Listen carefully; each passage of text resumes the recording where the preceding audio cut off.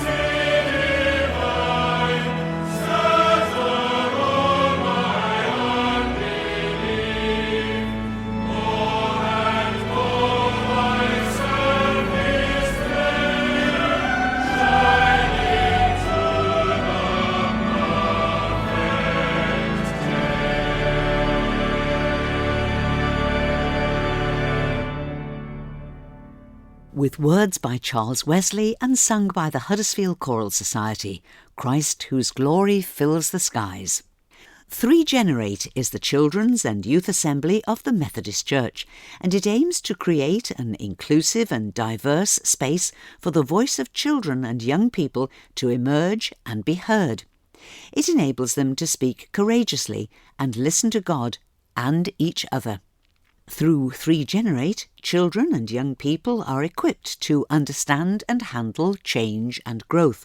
3Generate calls the church to listen to and to form relationships with and among children and young people so that change can happen together as a flourishing community. Sue Yardy is the Scripture Union Ministries Trust schools worker on the island and could see the value of 3Generate for local young people. So, before COVID, she took a group of local youngsters to a major 3Generate gathering where they met Phoebe, the current Methodist Youth President, and Roxy, a Methodist Youth Council representative.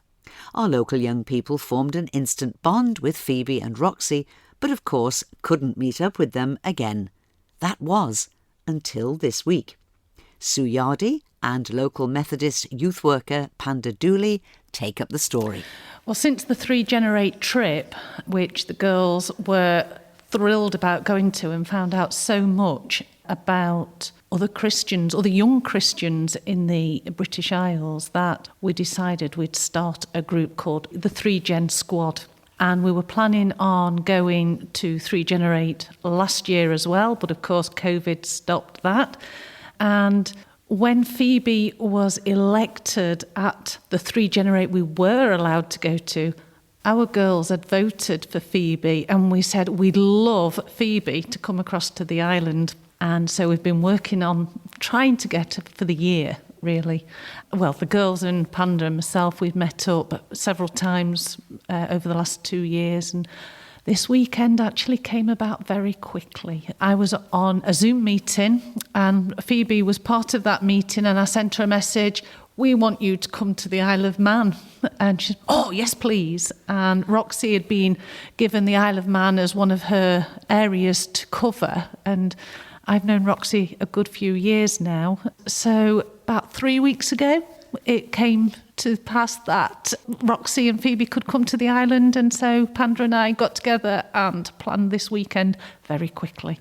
This really worthwhile couple of days hasn't just been restricted to members of the Methodist Church, has it? No, it hasn't. On this occasion, because we're a small denomination of youth on the island, we opened it up to other denominations.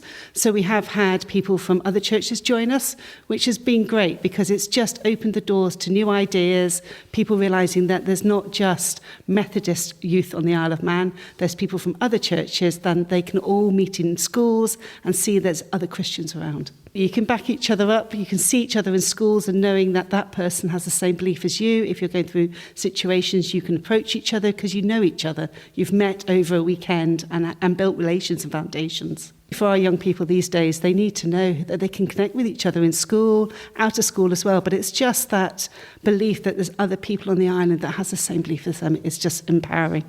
So, Methodist Youth President Phoebe and Youth Council Representative Roxy came to the island on Thursday and led a couple of days of Bible study, prayer, conversation, worship, games and relaxation, specially for our local young people. In a little while, a couple of those young people will explain more about what they did. But first, let's meet Phoebe and Roxy. My name is Phoebe, and for the last year I have been working as the Methodist Youth President, which means that I work full-time for the Methodist Church to represent the children and young people of the Methodist Church in Great Britain. I listen to what children and young people are saying and try to share that both with senior church leaders and those within and outside the church. But it's also about communicating with children and young people what's going on in the Methodist Church for them and how they can become involved in the Methodist Church, and trying to build that bridge and close those gaps between children and young people in the Methodist Church and those adults in the Methodist Church. Let's go to Roxy. Now, Roxy, you're a youth rep. Now, explain to me what that involves. The youth reps are a division of the youth president, so we're voluntary roles. We go around the UK, there's different positions. My first position was in Methodist Council, so I went as a youth representative to Methodist Council to share the youth voice. There's a social justice reps, there's conference reps, which I was this year. There's reps for the British Youth Council. We just share the Methodist youth voice in all these different events, because obviously with one youth president, they can't go around to every single event. Why did you want to do this, Roxy? It's quite a weird story. I kind of just fell into it a little. We went to an event called Rise and Shine, which was developed by one of the former youth presidents, Craig Gaffney. And I went to that with one or two other people from my circuit, and then started learning about the youth role. And I was just off to uni at the time, and I was like, that might actually be quite a good thing to do. And yeah, it's given me some amazing opportunities. I've grown in confidence massively since I started. Like, I was really shy when I first started. And I've learned to appreciate all the opportunities I've had. And I really value telling all these stories about events I've been to. So, Phoebe, do you think young people feel that church is done to them rather than with them? I think it really depends on the children and young people. I think that if we're not careful, children and young people's voices can be lost or taken with less seriousness, given less consideration within church decision-making and policy-making and just in the general life of the church than that of adults. I think that for children and young people, it's really important that they know that they are valued members of the body of Christ and they are just as important as the adults within the church. I don't think it's that adults necessarily see children and young people as lesser or as second-class citizens. I think it's just that we're so used to children's voices not being part of the church or being part of decision-making, not just within the church, but in wider situations, that it's still a fairly new thing to try and get children and young people's voices heard throughout the Methodist Church, and that's within local contexts, but also as a national context. I I think that some older people, they forget. For lots of adults, they've grown up in the church, and I'm sure that many older members of the Methodist Church and wider churches can remember being a teenager and being on fire for God and having a passion and having a really deep faith. And I think sometimes it's really easy to forget that actually, yes, we live maybe 50 years later than you, but we still feel the same. So maybe it's just about being reminded that there's a depth of faith. There's a depth of faith that children and young people have. And it doesn't matter how old you are. You could be 5 or you could be 85. And I think what's really important is that the 5-year-old and the 85-year-old should be open to learning from each other and walking together in faith and journeying. And I think that's the most important thing. And I think that's something that perhaps the church could do better at, is that openness to just learning from each other and that mutual growth that we see in the Bible that we're encouraged to do and be part of this body of Christ all together. Roxy, let's come back to you. You were talking of having some amazing experiences. Is there one that you would particularly like to share with us, please? We were doing a planning session for 3Gen at the NEC just before COVID hit and everything got pushed to one side. And there was a young boy that was questioning his gender, and he wore a transgender badge on, and wore a badge with the pronouns he, him. And he came up to us, like a few of us, and we were having a debate about gay marriage. And he was like, I'm so thankful that you had that debate and that conversation, because actually this is part of my story, and I'm just coming to terms with this, and I'm just coming out to family, and it's good to know that actually there are people that support me. And, everyone has their own opinion on the issue, but actually the fact you're talking about it, it means something.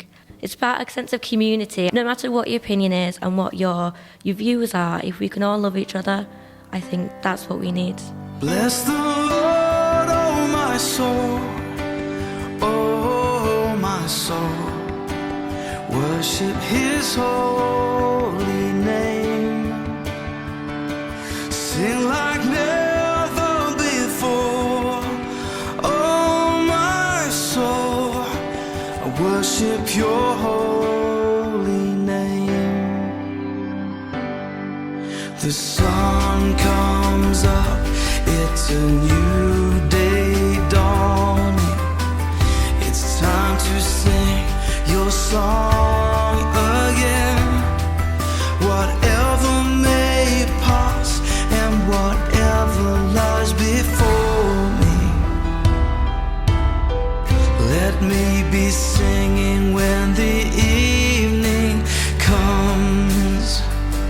Bless the Lord, oh my soul, oh my soul. Worship His holy name. Sing like never before, oh my soul. Worship your holy name. As part of their Bible study together, Phoebe and Roxy asked the young people to imagine that they were Timothy, one of Jesus' disciples, and through the person of Timothy to explore 2 key questions. Firstly, how easy or how difficult is it to set a good example to other people, just as the disciples had to do in the early days of the young church? And secondly, if, like Timothy, they were sent out to plant a new church, what would they want that church to look like? Let's hear how Oni and Kitty answered those questions. How easy or difficult is it to be a good example nowadays? There can be easy parts and difficult parts. It's easy to follow a good example and copy that and give that to other people. But if you're trying to be a good example, just doing it as yourself, I think that can be a bit harder, because you're trying to find ways to be a better person for other people to look up to you. being here, it's great. We're all in a big group together. And, you know, obviously it's easier when we're here to be that good example. You know, we were saying it's harder to be that good example when we go back into our schools and we have the world giving us all these things that we have to try and refuse. And, you know, with social media and all of that, it's so hard to keep that sort of pure heart and pure mind. So I feel like, yeah, it's easier to say that, you know, when we're all together, but it's a bit harder to try and put that into practice. So, here you are. You're pretend you're Timothy and you're going out to plant a new church. What would you want that church to look like, Oni? Well, we were given this task during the session and our group designed the elements of the church. But if you start thinking about it, to make all of these things work inside of the church, you need a foundation, you need good people, and you need people that share your real passion for God. So I think those are really important to have in your church, because otherwise it won't really work, because you need to have fellowship with people and encourage others to join, and having a strong foundation is key. What was your church looking like, Kitty? We mainly just discussed the ideas. We were saying, like, how will we bring people into this church? You know, it was like, what if these people in this village weren't Christians? How would we bring that in? And we were saying, you know, it's nice to have all of the, you know, lovely luxuries that we can have in church, but it's also about being honest. When someone asks you at the weekend, what did you do this weekend? You just be like, oh, I was at church. That can lead to people asking questions. And we were talking about doing maybe like social events, like open days and things like that, to sort of welcome people gradually into church, to get them to see what church is really about. Do you think it's important that the church looks at its local community to see what that community needs, maybe what that village needs, what that town needs, and see how you could meet that need? Do you think that's important for a new church to look at its community? Definitely, because we need to do things for others. We need to be selfless, and being involved in those types of things can be really important, because it can help other people and it can help us as well. It might gain you some perspective, and everybody needs to be at comfort with themselves to be able to be at comfort with God as well. Do you think your new church should have a special dedicated building, or would you use a building that was already there, or would you perhaps have no building at all? What do you think? To be honest, personally, obviously it's nice to have a building in the winter, but I really think the church is about the people and the people that are there. We could meet in a dusty shed and it wouldn't really matter, as long as we're together and as long as we're all on fire for Jesus and all sharing in that fellowship. Obviously it's nice to have a building and it's nice to have a special youth room and have tea and coffee afterwards, but you know, it's really about the people and the community and all of that kind of thing. Thank you to local young people, Kitty and Oni, sharing their thoughts on the reality of discipleship and church planting in this present day. For National Youth President Phoebe, this is almost the end of her year in office. So I wondered what lies ahead for her, and probably more importantly, how have the experiences of this last year in office shaped her thinking about her own future? Well, I know for definite that I will be moving to Edinburgh to start university. I'm going to be studying Spanish and philosophy. But I think in terms of where God's calling me, just spending the time here with the group on the Isle of Man and other youth groups that I've met, I'm really passionate about getting back involved with local, on-the-ground children and youth work, and having a group of children and young people who I can work with and emotionally invest in their journey and go with them. So that's what I'm really excited about, and also doing some social justice work, in particular looking at climate justice. So let's see where God takes me, but I'm really excited about what the next 4 years could hold.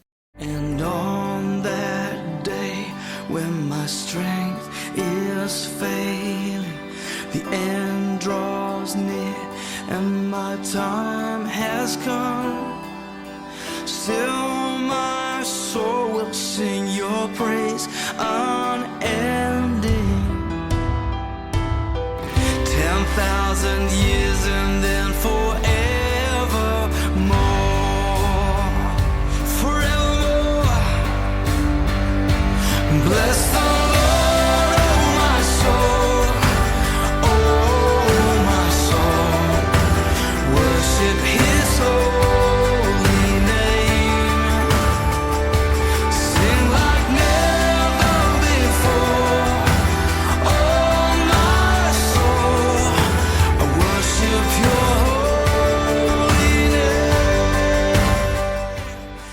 Thank you to Phoebe and Roxy from 3Generate, the Children's and Youth Assembly of the National Methodist Church, and to my local guests, Kitty and Onnie, schools worker Sue Yardy and youth worker Panda Dooley. Last Saturday evening, there was a splendid service of welcome for Reverend Dr. Janet Corlett, who's the new Chair of District and Superintendent of the Circuit, in other words, the leader of the Methodist Church on the island. For the service, Reverend Janet was joined by friend, colleague and chair of the Liverpool district of the Methodist Church, Reverend Dr. Cheryl Anderson, who preached the sermon at the welcome service and afterwards chatted with me about the challenges and opportunities that she's found in ministry in her area of Merseyside. It's the COVID factor, really. It's been very, very hard for churches. People haven't been able to gather for worship. We haven't been able to sing. There's obviously been financial implications for churches. Older people in the different congregations, some of whom are no longer with us, they haven't been able to say proper goodbye to people because restrictions prevented funerals. I think there's a lot of grief and loss around within the life of the church at the moment. And we need an opportunity to lament, and then we can start to plan for the future. It is a long process, but unless people are able to lament and grieve the things that they've lost, they will not be in a place to move forward into the future. A future which we cannot assume that it's going to be the same as the past. We have to build again. It's a bit like the children of Israel coming back to Jerusalem after the exile and recognising that they had to rebuild the temple, but not in the way that they built it before. And I think where the church is in much the same kind of position at the moment. I think there is that sense of loss of the way things used to be, and some fear, the uncertainty of what the future is going to hold. But also a sense of, well, God is doing a new thing, and it's up to us to discover what that new thing is and then join in. And you said a very, very telling thing in your address when you said, Jesus said just one thing to his disciples, feed my sheep, just feed them. And that's not to say that it's all simple and we just need to get on with things at all, but unless people are feeling nourished and supported and cared for, that's what gives people the strength to then tackle some of the big challenges that we're facing across the whole planet at the moment, things to do with climate change and the impact that the weather is having on everybody. This pandemic has been a real wake-up call, I think, for the global community about how easily it is for us to transmit all sorts of illnesses without even thinking about it. And we need to protect particularly the poorest people on the planet who will always suffer the worst from these kinds of things. I think possibly one of the most significant things that was revealed in a massive research that came out during the pandemic, that at its height, 1 in 4 people were searching the internet for the word prayer. Yes. 1 in 4 people. Yes. I think the pandemic has had some interesting impacts on people's spiritual life and on their sense of who they are as human beings, their human identity. Because we like to think that we're in charge and we're in control of our lives and we can make decisions and we're informed grown-up. And then something like COVID-19 happens and you realise just how fragile human existence is. And that's when people start to think about, well, what is there something bigger? What is it that's beyond this life as I understand it? In fact, we've had experiences where setting up prayer groups using Facebook, and we had 700 people join. We'd never get 700 people to turn up for a prayer meeting. But because we've developed the skills to use technology, the interest and the hunger is out there. We need to find ways to meet that need. Thank you to Reverend Dr. Cheryl Anderson talking about the chances and the challenges in ministry created by the COVID pandemic. In a moment, we'll take a look at this week's notice board, but first, a blessing.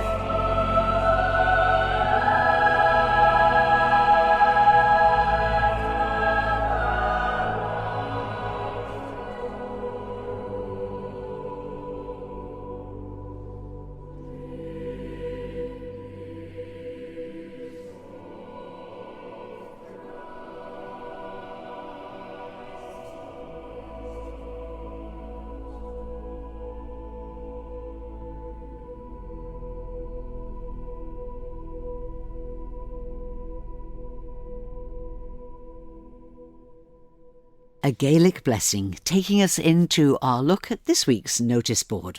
On the programme last week, we talked about a major new art exhibition in Onken Methodist Church, 34 silk paintings by Anne House, depicting the gospel story in an original and challenging style. The exhibition opened yesterday and will be open each day from 10 a.m. to 8 p.m. up to and including Sunday, the 12th of September, with free admission and refreshments available each day. The popular Sunday night at 8 concerts at the Promenade Church here in Douglas resume tonight with a concert by the choir Musicale. It's free admission, refreshments afterwards, and an opportunity to make a donation as you leave. And as the name suggests, the concert in the Prom Church in Douglas tonight starts at 8 o'clock. It's the last in the series of summer concerts in St Thomas's Church in Finch Road here in Douglas this Wednesday evening. Thank you to everyone who has entertained and everyone who's supported another very successful season, which ends in fine style this Wednesday evening with a concert by Jane Corkill and Paul Costain. It's the usual starting time of 7:45 with homemade cakes and hot drinks afterwards, and whilst admission is free, donations for church funds would be much appreciated. The Thursday night summer concerts in St Catherine's Church in Port Erin will continue this week when the choir Shean and Millish will entertain. Admission is free, the starting time is 7:45, and there are refreshments in St Catherine's Church Hall afterwards. Orrisdale Chapel have an art exhibition this weekend with work by distinguished local artists on display. The chapel will be open today from 10:30 to 4 o'clock, and admission is £2, including refreshments. And looking ahead to next Sunday, the Mariners Choir begin their new season of evening services next Sunday night, September the 12th, when they'll be in Bagarrow Chapel for a service starting at 6:30, at which Reverend Chris Belfield will preach. And as always, the service will be followed by supper and community hymn singing, with a warm welcome for all. Now, what's been running in the UK for nearly 40 years and is coming to the island in a couple of weeks? It's Ride and Stride, and under the banner of Churches Alive in Man, it's happening on the island on Saturday the 18th of September. The idea is for people to visit as many of the churches across the island as they would like between the hours of 10 a.m. and 6 p.m. on Saturday the 18th of September, and to get sponsorship for each church visited. Each person's own sponsorship money raised can be donated to the church of their choice. It might be the church you attend, or it might be a church with family connections, or just a church building that you think is really beautiful. Originally just for bikes, Ride and Stride now encourages people to use whatever kind of transport they wish. For example, you could walk, cycle, use a car, or even a mobility scooter, or ride on horseback. And many of the participating churches will be offering refreshments to speed you on your way. For a list of all the churches taking part, go to facebook.com and search for Churches Alive in Man, or have a chat with Rosemary Clark. Her number is 843 262, 843 262. And that's all that we've time for today. News for the notice board and requests for your favourite hymns to be included in future programmes can all be sent to me via email, judithlay@manxradio.com. All being well, I'll be back tonight at 9 with Sundown, easy listening music to round off your weekend. But for now, this is Judith saying thank you for listening, and I wish you and those you love a blessed and peaceful week, and a very good morning.